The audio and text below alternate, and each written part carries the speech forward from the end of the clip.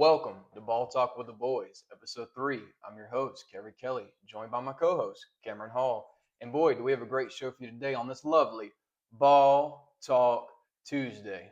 Let's jump right in. All right, ladies and gentlemen, this afternoon we are going to switch it up a little bit for you.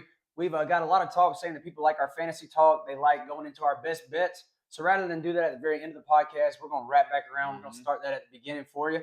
So we're going to go through our fantasy talk, best bets. We're going to hit a little bit on the NFL this week, hit some best game of the weekend, hit a little bit about the NFC, AFC playoff picture, see what's going on there, hit a little college recap at the end, and then we'll let you guys go. So we're going to wrap back around, start off with our fantasy talk today. Kevry, take it off for us. All right, we got 3 players I highlighted for Week 12, and 2 of them you can actually get on the waiver wire, so make sure you put that waiver claim in. And the number 1 player that you need to start if you have, or if you don't have him, pick him up, is Emmanuel Wilson, running back for the Packers. Josh Jacobs just went down with an injury, and in last week, Emmanuel Wilson played 71% of snaps in Week 11 with the Josh Jacobs knee injury. He had 3 weeks of 40-plus rushing yards and 3 weeks with 11-point fantasy points. He's a must-add if Josh Jacobs misses time. 2, you got Darnell Mooney, Falcons wide receiver. Drake London just got hurt with a PCL injury, so Mooney is the potential wide receiver 1. He had 15 targets across the last 2 weeks, 4 games with 15-plus yards per catch this season. He was a flex wide receiver 3 last season with Kirk at quarterback, and he should see 7-plus targets per game the rest of the season. And number 3, we talked about him last week, and he went off. Travion Henderson, he's here. Last week, he had 24 touches for 93 yards, 3 touchdowns, 32.3 fantasy points, and that was also after a 28-point fantasy point game the week before. The rest of the season schedule is very favorable, and he has the best matchup of the week against the Cincinnati Bengals' worst rush defense. Terrible. Hey, I like that. I like that a lot. Yes, you got to run it back. He's a league winner. That was a good pickup by everybody. I'd honestly say I ain't gonna take your spotlight from you, but I keep running him back until he does has a bad week. Especially with Stevenson out. It's gonna keep rolling. All right, guys, we're going to hop into best bets now. Best bets of the weekend. We went 1 and 2 last weekend because the Lions' offense was abysmal. They were going for 4th down every time for no reason in a defensive game, so apologize to y'all for that. Iowa hit for me, and then Alabama. You know how it is. All right, so this week we're going to wrap it back around. So right now we are 4 and 2 over our first 2 weeks of best bets. My first one is going to be USC plus 10.5 against Oregon. Oregon has a good resume so far, but the teams they played haven't really panned out. They beat Iowa, who was ranked at the time. Obviously, that didn't work out. Penn State still got a little bit of fight in them, but they're obviously falling off the map. Got like 4 losses at this point. So their resume was good when they played the teams, but when you look back, Oregon hasn't really beat a top-notch team yet.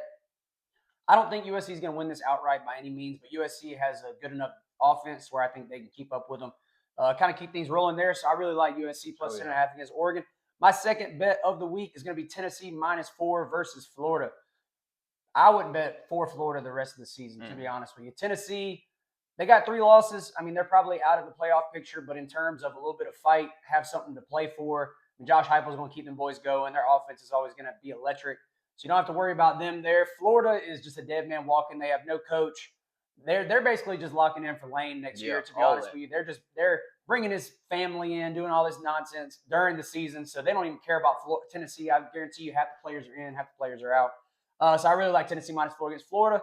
And then I really like the Chiefs -2.5 against the Colts this week. They got their back against the wall. They have to win. Yeah, 5-6 Chiefs team. They're not making a run in the playoffs. 5-6. That's damn near impossible. And the only team actually that has made the playoffs with a 5-5 record was 2001 Patriots. Whenever Tom Brady first got in. So if I were you guys, I'd lock that one in. I mean, I'm backing the Chiefs over the Colts. Daniel Jones, we had this talk last week. Pat Mahomes against Daniel Jones. I'm taking Pat Mahomes every week. He knows what he needs to do. He's won championships. So trust Mahomes at home, and I'm going to take the Chiefs -2.5.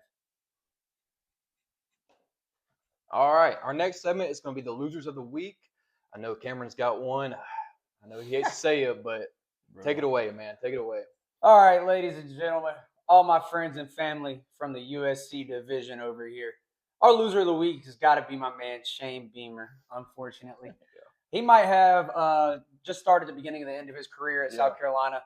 I mean, he's over here. The fans are sick about it. I'm sick about it. He's immature. The way that he sits there and acts after the games. I mean, we're beating Texas A&M by 27 at half. He's going over to the fans, throwing his hands up, clapping into the stands, all these different. And I'm like, dude, we still got a whole half a game to play. I was sitting at my buddy Cade. Actually, shout out to Gosling. Shout out. A lot of weddings going on right now. Yeah. I was sitting in his room before his wedding, and the minute that he went up there and started clapping, I looked over. I said, "Fellas, I don't know what y'all think is going to happen, but I'm pretty damn sure we're probably going to lose this game." So we turn around. We're playing a little pool, having a good time. I look over, 30-24. I said, "Well, I'll be damned." Yep. I'll be damned. So yeah, Shane Beamer's the loser of the week for me. Worst case is we're kind of both in bad spots because if Shane was going to go anywhere, it would have been Virginia Tech, and that has officially been filled. As for us, we're not going to get in the – right now we're definitely not going to because somebody like James Franklin probably would have been a top candidate for us. Yeah. So there's nobody like Lane would not give us a time of day. All those hiring guys are not touching us. So at least Shane has like a little bit of foundation built with the fan base. I'd at least give him one more year, I guess, just see what happens. But this definitely was the beginning of the end for him. Yeah, you got to stick with him, though, because, I mean, y'all just gave him a contract extension. So what's the point of buying him out? And then what's there to hire right now? I mean, yeah, we wouldn't get anybody with anything. I mean, the biggest thing about Shane right now is that ever since his first year, he's always tried to be a hero ball coach in terms of let me get the cheapest option at defensive coordinator that had a really good thing going at like a G5 school or like a small Power 5 school. And that worked out great for Clayton White. I mean, Clayton White has been awesome. Oh, yeah. But other than that, he has missed on our offensive coordinator about 5 times in a row, and I think fans are just getting sick of it. Lenoris led us to everything we had last year, and he's just like any other running quarterback first year, like Jaden Daniels' rookie year in the NFL. They figured him out. They realized you got to put 2 people on him, make sure they don't get picked up. So, QB spy him, yeah, so my loser of the week, Shane Beamer. I'll take it. All right, my loser of the week. I'm sorry, Jared, but it's going to be the Atlanta Falcons. 3-7, man. That is brutal when you realize they don't have the first-round pick this year. It's going to the Los Angeles Rams, which that's crazy in itself. But not only that, you lost Michael Penix for the year with his 4th knee injury, dude. Yeah. I mean, he's already an older prospect. Dude, you know, it's his fourth season-ending injury in 8 years. No, it's insane, dude. And it's like half of his season's been injured out, shoulder and knee. So you're looking at maybe finding another quarterback next year and you don't have a first-round pick. I mean, that's a tough situation, brother. I mean, you can't rely on Kirk Cousins. I mean, he's 37, 38. And we're in what, week 12? Week 12, So the thing is, you have one bad knee injury, you can probably get back within like 8 or 9 months at quarterback. But when it's your 5th knee injury at quarterback, 4th, 5th knee injury at quarterback, you at least minimum have to probably take a year to recover. So he's going to be out to the middle of next season. Yeah, run it back with $100 million Kirk Cousins. Yeah. That Kirk Cousins is a tough watch. That is a tough watch, dude. It was them going to overtime, and I almost shut the game off because I couldn't stand looking at Kirk Cousins. Dude, I'm going to hit on that because I have Bijan and Drake London in fantasy, and dude, he just throws hospital balls to receivers. He can't even complete a pass, Kirk Cousins. I don't know. I mean, I guess the Achilles injury. That ball just. He can't move in the pocket, dude. He has no arm strength. And that was my next point I was going to hit on is you lost Drake London, man. PCL injury. He's week to week. They said he might not come back because, I mean, what's the point? They're 3-7. I mean, he was playing like a wide receiver 1 the last 4 weeks, man. And you just lost him with a bad loss to the Panthers, man. It's just – I'm telling you, that first-round pick is looking like a top-5 pick right now, man. It's not yours, and you're in a bad spot, man. I mean, I just don't know how you rebuild from this. The coach is terrible. Raheem Morris, I mean, he's going to have to go, man. I don't know where you go from this with the Atlanta Falcons, man. Yeah, Raheem's in a bad spot. You kind of got to blow it up, maybe trade away some players like a Kyle Pitts. Like probably. Bijan, do you trade away Bijan, dude? I can't imagine waking up after a long sleep knowing that I took Kyle Pitts over Jamar Chase. I know. And Panay Sewell. And Micah Parsons. J.C. Horn. Pat Surtain. The unicorn. We'll get off you, Jared. We'll get off the Falcons, Jared. Hey, it's okay, Jared. We were there at 1.2, brother, and look at us now. Hey. All right. So we're going to hit here. Our baller BS this week is going to be a little bit more towards the college area rather than NFL. We're trying to switch it up, make things a little different every now and then. So my baller BS is going to be Kevery this week. I think that the ACC and the Big 12 combined have 2 teams max that make it into the playoff. I think the other 10 are Big 10 and SEC schools. I think you might have 1 from each conference. And I'll do you one better. I'll give you the teams. I think maybe Georgia Tech from ACC, maybe, but Duke could take the ACC out. Yeah. And then from the Big 12, I'm going a little crazy. I'm going Utah. Over Texas Tech. Okay. I think BYU's. I think they're on the downspout. I got Texas Tech maybe losing a couple more games. Give me Utah to make it. I know I'm an ACC homer, man, but that's probably ball, brother, honestly. I mean, honestly, if you look at the teams that deserve to be in there, realistically, it should be like 6 SEC teams because those are the best teams, man. You want to see the best games. You don't want to put these bad teams from bad conferences. I mean, they're not bad, but compared to like the top dogs, you don't want games like that in the playoffs like you had last year with a bunch of blowouts. Because, I mean, they put SMU in last year. They got blown out. I mean, Clemson, got beat the crap out of by Texas. I mean, that's ball, brother, as much as I hate to say it. Yeah. The bullshit about the entire thing, too, is that you could be looking at, depending on how the cards fall, I mean, imagine a North Texas gets that 12 seed over like Alabama. Yeah, I know, dude. Yeah. I mean, it's like, are you kidding me? Yeah. And then you got the 5th seed. 5th seed would probably be like a Georgia. So you got Georgia against North Texas. They're going to lose by 1,000. Yeah, I know. I think you have Nobody's going to want to watch it. You have to reward playing a tough schedule, man. You have to. I agree.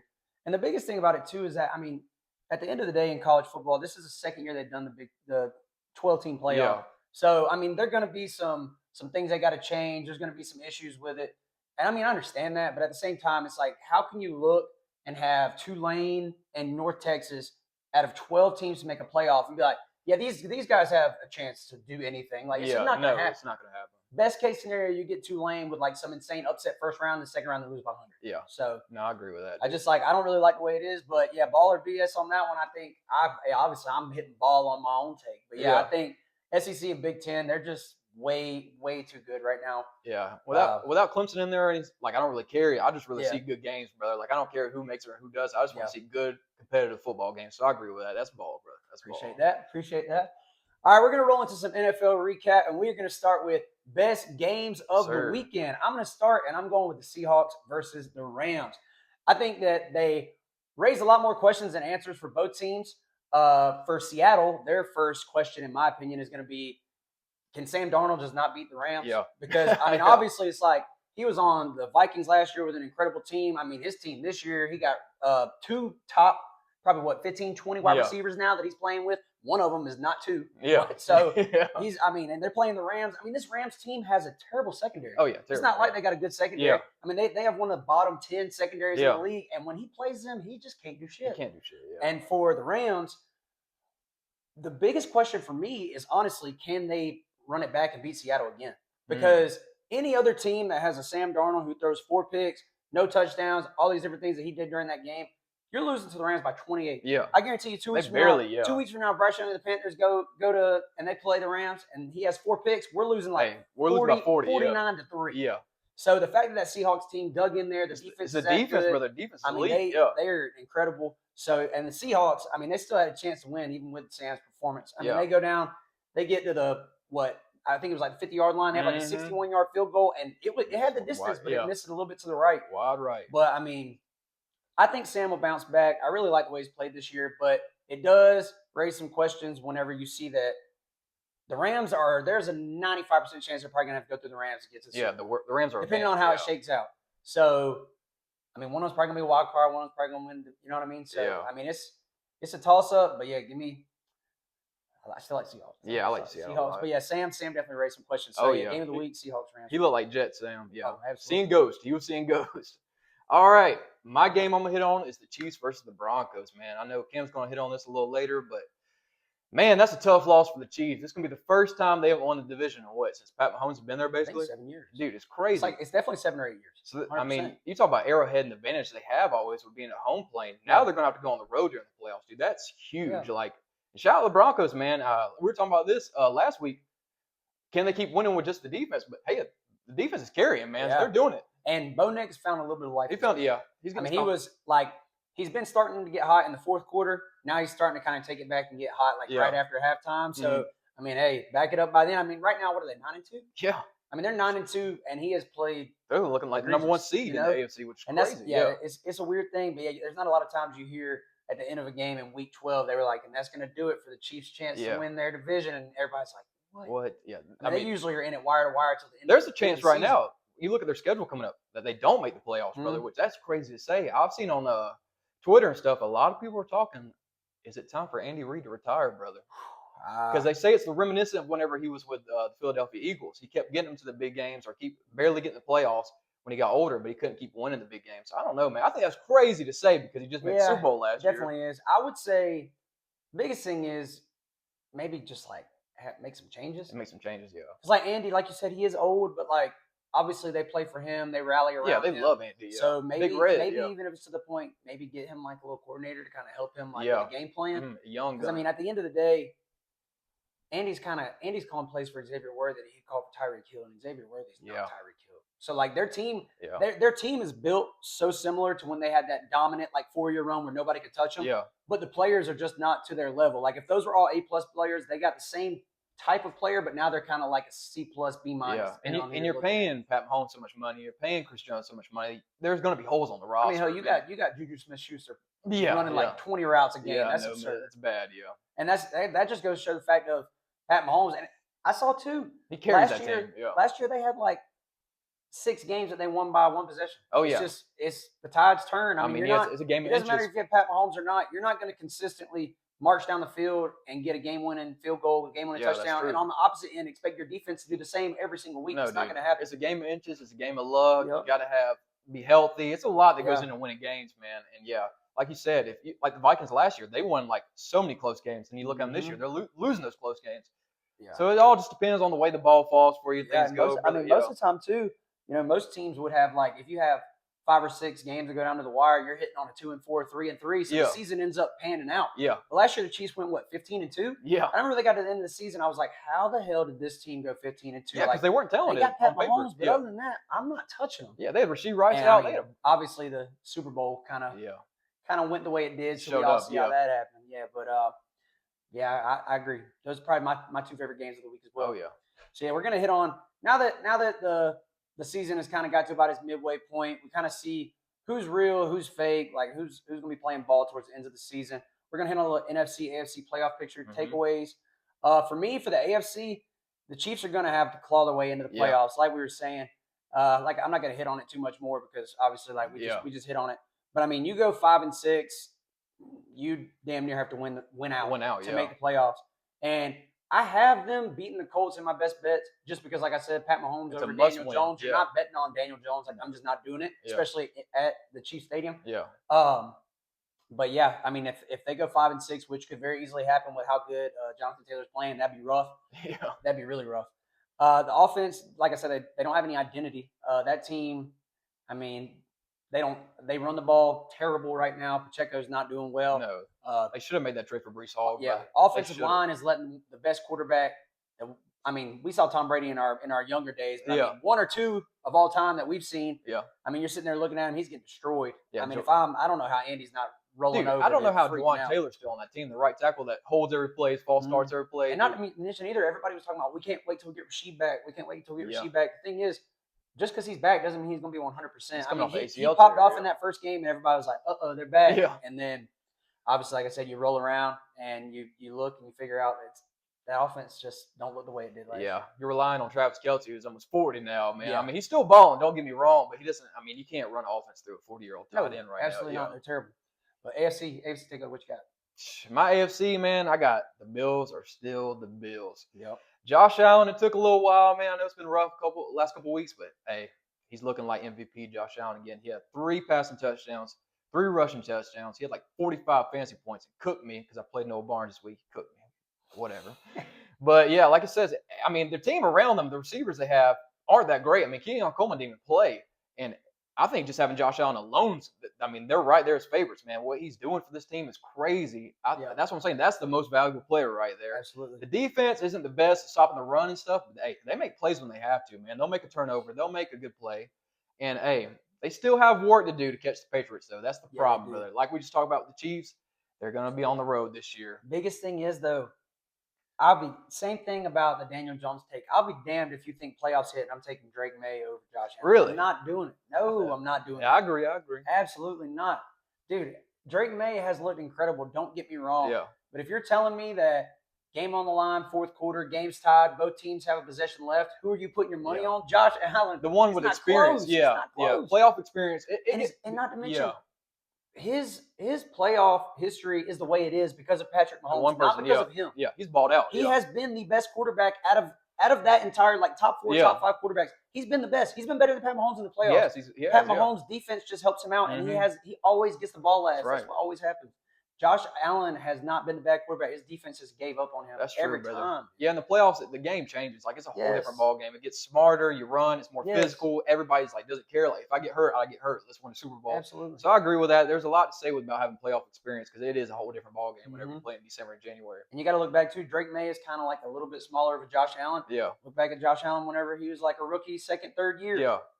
Drake May hasn't made those mistakes yet, but when it comes to crunch time, you're playing those teams that he knows these are the teams I got to beat to make it to a Super Bowl. Who's to say you don't have those times where he tries to be over Superman, and then instead of throwing the ball away, he's doing some of these throws that now are kind of he's getting away with, might not necessarily get away with later. That's true. So NFC for me, the Eagles can win the Super Bowl strictly based on that defense. Yeah. Their offense has looked abysmal. A.J. Brown is out on the season. I mean, this dude is straight-faced walking around. Every single week you got these Eagles people coming in talking about, man, do you want to be here? He looked over at Devontae the other day. It was hilarious. He looked over. He was like, have I said anything that says I don't want to be here? And I was like, I kind of, you're doing that kind of. You're being a locker room cancer. Yeah. Exactly. But yeah, that defense is dominant. They have like a top 10 player or better at basically every position on that defense. And then the trade deadline, they added Jalen Phillips. They added Michael Carter. I know Jair's retired or whatever's going on. Yeah. But, I mean, those are two impact players. They would trade for Jalen Phillips, and he makes the fumble to get the ball back and beat the Packers. But 8-2. They're 8-2 right now. And every time you turn on ESPN, all people are talking about is how faulty they are on offense and all this. And I'm like, they find a way to win. They're winning. Yeah. All you got to do, and the thing about Jalen Hurts, I'll give him that too. He's decent in the playoffs, but just get him to the damn Super Bowl. Yeah. You get Jalen Hurts to the Super Bowl, he turns into a damn superhuman. So all you got to do is get through the playoffs. I mean, the Rams, like we said, we've already talked about this, but that's going to be a little bit tough. But yeah, that Eagles team is dominant.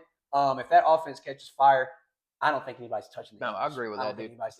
You can say what you want about the offense and how they're not scoring points, but at the end of the day, they're winning, right? They're winning the close games, and that's all that matters because you get the playoffs, brother. I know everybody wants stats, everybody wants bets, everybody wants fantasy points, but hey, at the end of the day, these are professional athletes. I know they want to hit their stats and stuff, but at the end of the day, they're winning, brother. And it's either or, too. I mean, Saquon Barkley has not done anything.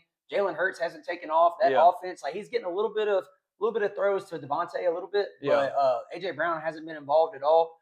I mean, you somehow get him back in the mix. Oh, dude, yeah. And Saquon's getting hit behind the line of scrimmage like every single play. Yeah. Like, I think his first touch is like behind the line of scrimmage on average this season. Yeah, I think so you get him moving or Jalen, one or the other. But if you get both going, I think a big part of that is Lane Johnson, man. That's probably their best player, and he's been dealing with a lot of injuries. So they get Lane Johnson back healthy. I mean, the sky's the limit on that team. They have the talent to win the Super Bowl. I mean, what are we saying? As much as I hate to say it, man, I know I'm a little bit of a hater of Jalen Hurts, but I do respect this game, dude. So got to. What's your NFC takeaway? We've hit on it a little bit before, but I'm going to talk about the Rams again. And, hey, I think, man, this might be a hot take, but this is the best Rams team of the Matthew Stafford era.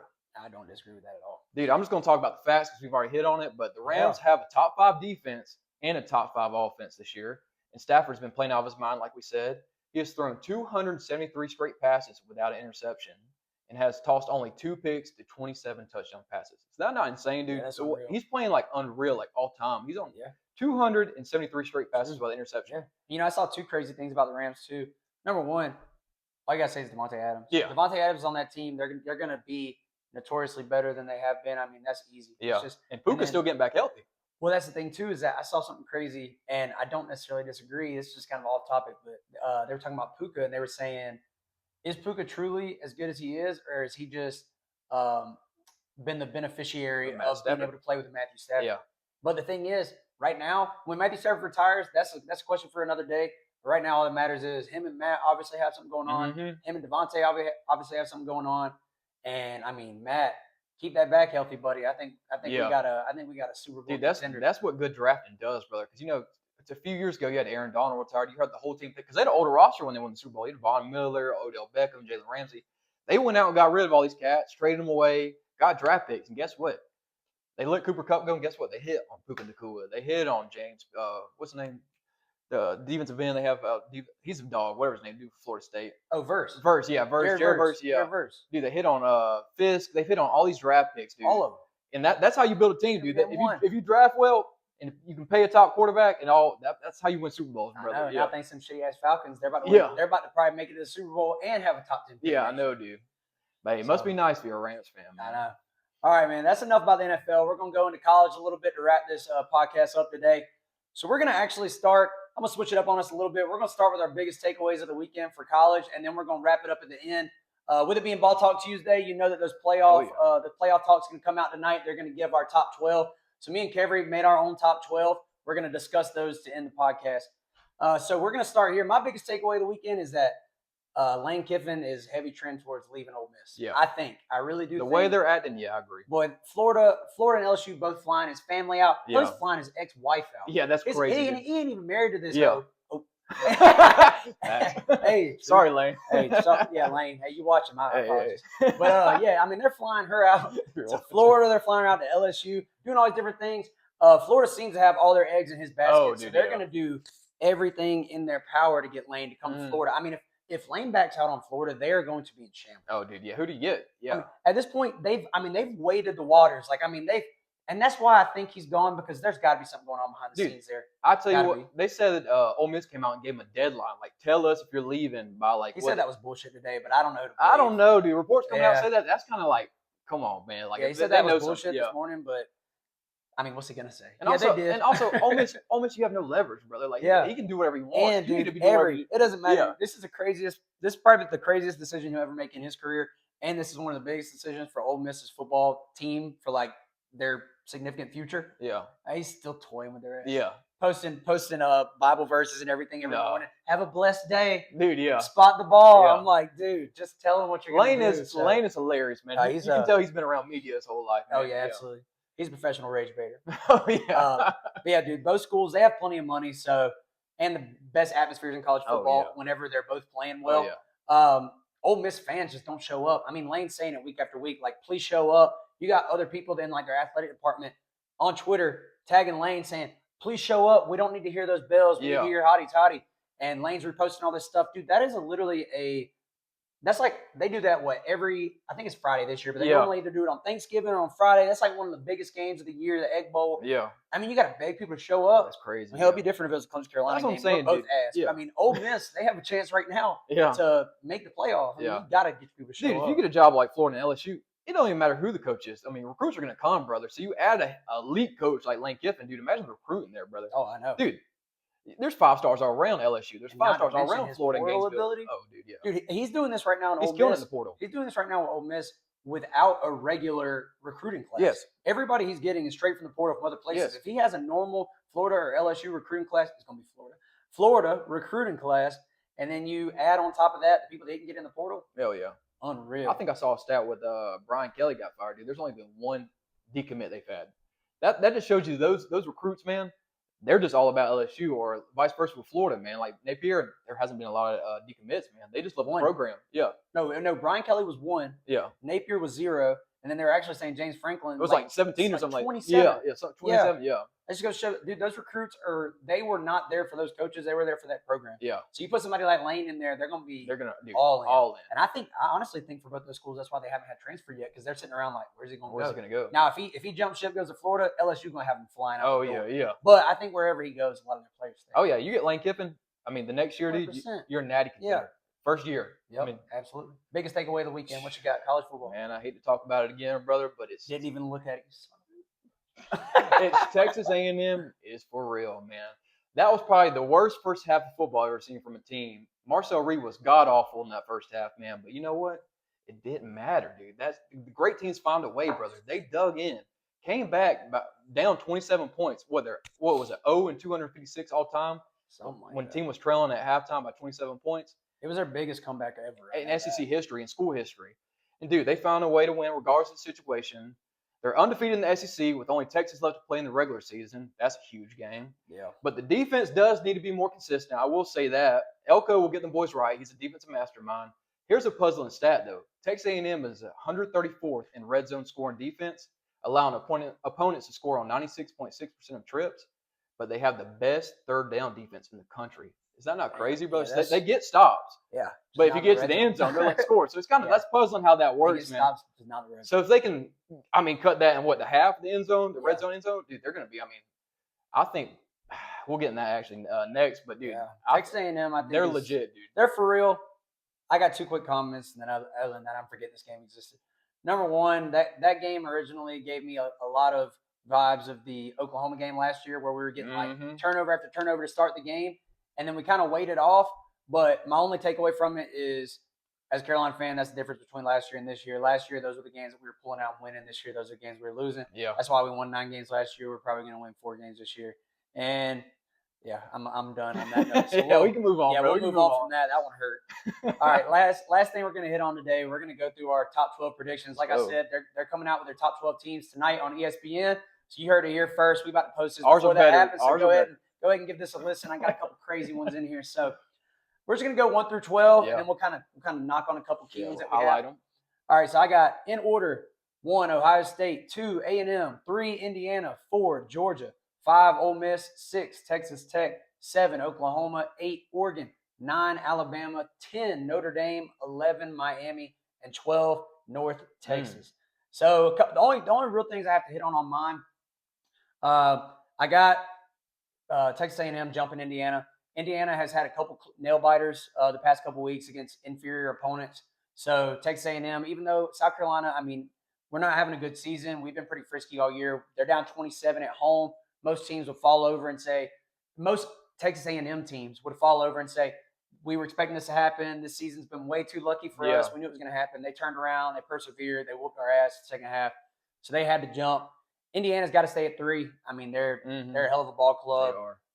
Georgia at 4. So actually, I don't want to be chalk. Everybody's going to choose Ohio State to win it. I got Georgia right now as my prediction to win the national championship. Just because, why the hell not? Yeah. You know they got the talent. I mean, you got the talent. Gunnar Stockton has really flipped in the best way possible. He has made every throw he needs to make. Kirby Smart is always going to be Kirby Smart.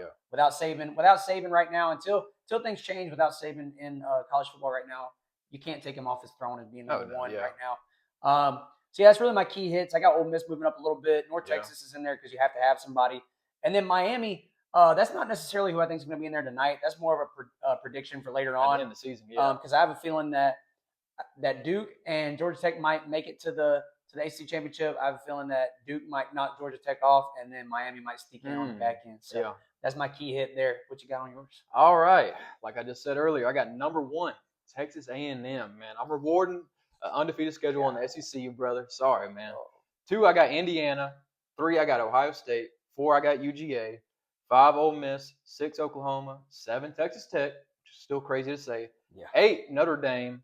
9, Oregon. 10, Alabama. And here's the 2 right here. 11, Miami. And 12, Georgia Tech. That's right. 2 ACC teams. And normally I wouldn't say that, but right now Miami has no chance to make the ACC championship, basically. And Georgia Tech wins, it's automatic bid, right? I think that committee, right where Miami's right where they are right now, man, they're going to try to sneak them in. They want Miami. That's a big team, a lot of viewerships. I think they're going to try to sneak them in. Because, I mean, last year you had 2 ACC teams, SMU and Clemson. So, I mean, it's possible. I could be mistaken, too. Don't you have to throw a group of 5 in there somewhere? Oh, man, did I not have a group of 5? So you got in Miami, Georgia Tech. You got to throw a group of 5 in there. Oh, gosh. I'll probably put North Texas, brother. North Texas would be my choice. You got Georgia Tech or Miami in? I got to put Georgia Tech over Miami then. Yeah, brother. You're right. You're right, man. Always got a zig when I got a You're right, man. No, the thing is, that's kind of what I was thinking about, too. Like, when I was putting my top 12 in, I actually was going to have You're right. You do have to have the group. I was going to have Georgia Tech in at my 12. And the thing is, they can be number 12 in the AP. Yeah. But in terms of, even if they have North Texas, say, at number 19, they're still going to have that little gold check beside it. Right, they have brother. To be an automatic bid. Dude, that's what's crazy. You still have 12 teams, and it's still hard to fit 12 in there, brother. Like, it's like, I don't know, maybe they'll go to 16 here soon. But But to win the national championship, I still believe in Indiana. I'm a big believer in Fernando and Kirk Cincinnati, dude. I think this is their year. They're winning every close game. They remind me of the Clemson team in 2015. Kind of came out of nowhere. Have a great quarterback, good coach, play sound football, dude. And I mean, we'll see a little preview of the national championship matchup here soon. Ohio State and Indiana, man. So I don't know, man. If they can win that, I definitely believe they can win Natty. But you got to get over Ohio State, man. I will say, like you said, Fernando, definitely great quarterback. Probably a first rounder. Yeah. I know people are saying he's going to go number 1, but we'll see what teams triple their way up that board. But he's a goober, man. Yeah, he is a goober, No free ads. Pat McAfee show the other day. You look like he was reading straight out of a novel. Dude, he's a finance bro. Down, he was looking down at the ground. He was like, I mean, we put that foot down, he threw his hands up. He was like, when Cincinnati did it, I was like, I like it personally. I mean, I think it's funny because he's just being himself. Yeah. Like, he's being genuine. But, yeah, I did not expect him to talk like that. When I saw him, I was like, whoa, this dude is a little bit out there.